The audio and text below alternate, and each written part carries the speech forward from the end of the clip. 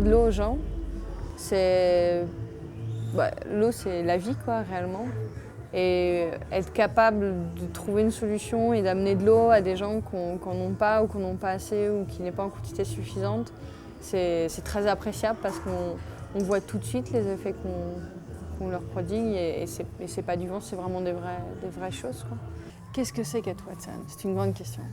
Watsan, donc, c'est eau, hygiène et assainissement.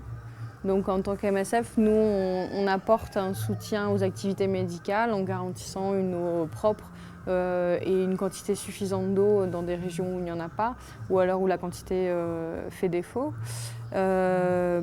L'assainissement, les latrines, donc toutes les mesures d'hygiène. Par exemple, l'épidémie de choléra, je pense que c'est typiquement l'épidémie ou la mission où il y a besoin d'un Watsan. Donc pour évaluer les besoins, généralement c'est souvent dans des endroits où il y a de toute manière beaucoup d'eau, c'est plutôt un défaut de qualité.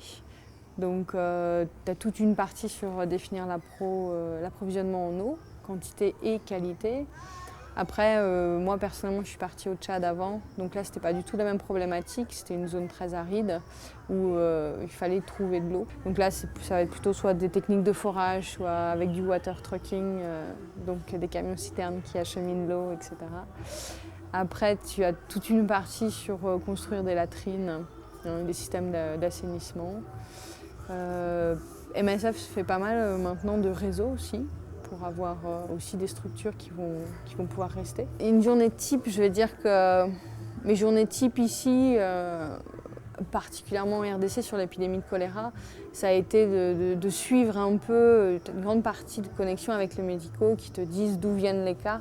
Et toi, en tant que Watsan, vu que tu es là pour limiter le taux d'attaque de la maladie, mon boulot, c'était en partie d'aller aux endroits où il y avait des poches de choléra pour identifier les sources potentielles de contamination de personne à personne. C'était peut-être une source d'eau, des puits traditionnels, peut-être qu'il y a des latrines juste à côté. Donc il y a une grande partie d'évaluation.